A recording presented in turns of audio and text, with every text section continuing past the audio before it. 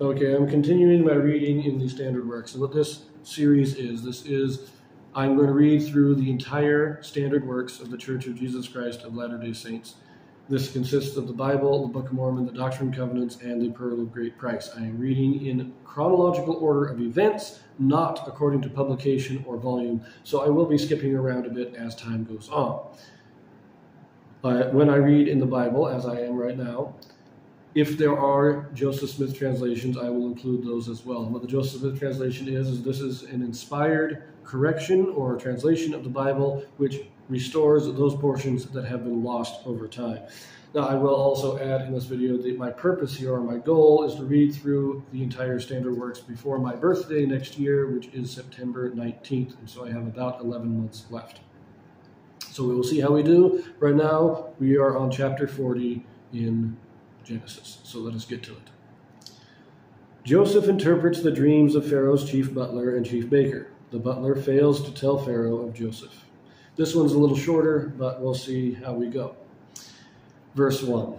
And it came to pass after these things that the butler of the king of Egypt and his baker had offended their lord, the king of Egypt. And Pharaoh was wroth against two of his officers, against the chief of the butlers and against the chief of the bakers. And he put them in ward in the house of the captain of the guard into the prison, the place where Joseph was bound. And the captain of the guard charged Joseph with them, and he served them, and they continued a season in ward. Okay, so just a little information here. The chief butler and the chief baker. What this was, is back in the day, you had many servants. The butlers would have been over the wine or the drinks. So when you had a banquet, those serving the drinks would have been the butlers. The chief butler would have been the head or the guy, the overseer of the other butlers on serving the drinks. And frequently it would have been, you have the banquet hall, everybody sits down to eat. When somebody empties their glass, you have people just standing behind the tables along the walls, and when there's an empty glass, one of them steps forward and refills it. Each one would have a certain section of the table that they would be watching over to refill the glasses, usually between 2 and 4 different people that they would be serving. Now, the chief butler was the one that would personally serve Pharaoh and his immediate family, because you had to have a higher officer serving the higher nobility or royalty. That's just how it worked. The chief baker, well, it was pretty self-explanatory as a baker. He did the bread, he did the pastries, those kind of things. But as the chief baker, he oversaw a number of other bakers.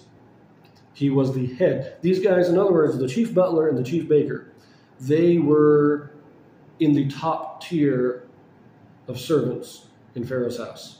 These were not your average servants. These were men probably of high standing, likely of other, not exactly, I don't know exactly how the Egyptian caste system worked, but in essence, they would have been like the younger sons of of the nobility. They would not have been peasants. They would have been high-ranking officers. They had their own households, their own servants, just like Potiphar. Potiphar would have been, his position would have been over the butler and the baker. He would have, as the chief steward, he's over all the servants. And just underneath Potiphar would have been the chief butler, the chief baker, and the other chief servants that each had their own sections or own duties that they oversaw in the house. So these were not low-level guys. These guys were very high up in the hierarchy of Pharaoh's house. Anyways, verse 5. And they dreamed a dream, both of them, each man his dream in one night, each man according to the interpretation of his dream, the butler and the baker of the king of Egypt, which were bound in the prison. And Joseph came in unto them in the morning, and looked upon them, and behold, they were sad. And he asked Pharaoh's officers that were with him in the ward of his lord's house, saying, Wherefore look ye so sadly today?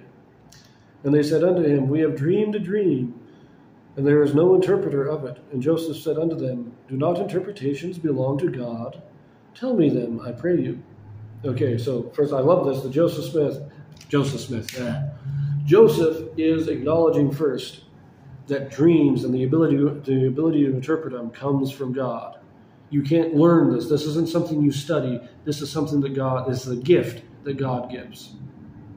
I also want to go back to just one thing. Where it says the captain of the guard charged Joseph with them, right? It says the captain of the guard put him in prison. The captain of the guard was Potiphar. That's why they're in the same prison as Joseph, because Potiphar, being over all the house of Pharaoh, was also over this prison, because it was the prison of Pharaoh. It was the prison that Pharaoh used, and therefore Potiphar also would have overseen the prison. It would have been one of those things that he would have oversaw. Anyways, let's get to the dreams here. Verse 9.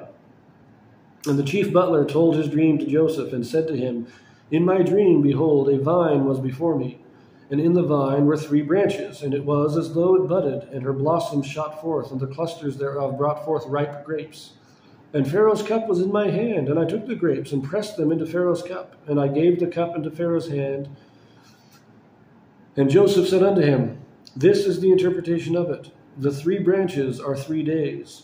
Yet within 3 days shall Pharaoh lift up thine head, and restore thee unto thy place. And thou shalt deliver Pharaoh's cup into his hand, after the former manner, when thou wast his butler. But think on me when it shall be well with thee, and shew kindness, I pray thee, unto me, and make mention of me unto Pharaoh, and bring me out of this house. For indeed I was stolen away out of the land of the Hebrews, and here also I have done nothing that they should put me into the dungeon. So a nice, fairly simple dream.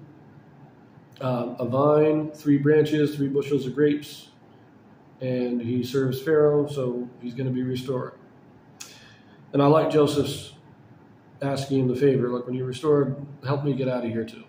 So, verse 16, and when the chief baker saw that the interpretation was good, he said unto Joseph, I also was in my dream, and behold, I had 3 white baskets on my head, and in the uppermost basket there was all manner of baked meats for Pharaoh. And the birds did eat them out of the basket upon my head. And Joseph answered and said, this is the interpretation thereof. The 3 baskets are 3 days. Yet within 3 days shall Pharaoh lift up thy head from off thee, and shall hang thee on a tree, and the birds shall eat thy flesh from off thee. Great interpretation, don't you think? Anyways, let's not dwell too much on that. Verse 20. And it came to pass the 3rd day, which was Pharaoh's birthday, that he made a feast unto all his servants. And he lifted up the head of the chief butler and of the chief baker among his servants. And he restored the chief butler unto his butlership again, and he gave the cup into Pharaoh's hand. But he hanged the chief baker, as Joseph had interpreted to them. Yet did not the chief butler remember Joseph, but forgat him. So, the interpretations came true, these prophetic dreams. I think this, of course, is God preparing Joseph for when he will later interpret Pharaoh's dream. He's setting things up. Now, we are not told why Pharaoh killed the baker and why he restored the butler.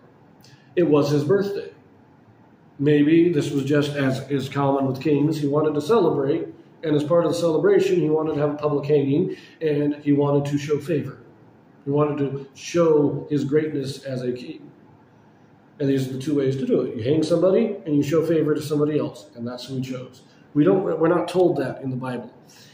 Now, I have made reference to the book of Jasher, but I honestly don't remember any details about this from the book of Jasher. I may look at it in a little bit and find out if there was, but I don't remember any. So we don't really understand why. But we do see that God is setting up Joseph for his future success with Pharaoh. His future elevation is being set up.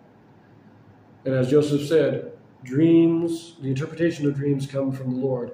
But not just the interpretation, the giving of dreams also comes from the Lord. So we see that God is preparing everything. He is setting this up for the future. And we can see that a lot of things in God, a lot of things that God does is kind of subtly done in the background. But if we pay attention, we can see the grand architect weaving things, putting things into place and making sure that things stay on track for those, the important events of history, the things that need to happen. will happen, and we can see God as the grand architect preparing and setting things in motion for them. But I will leave that here and see you in the next one.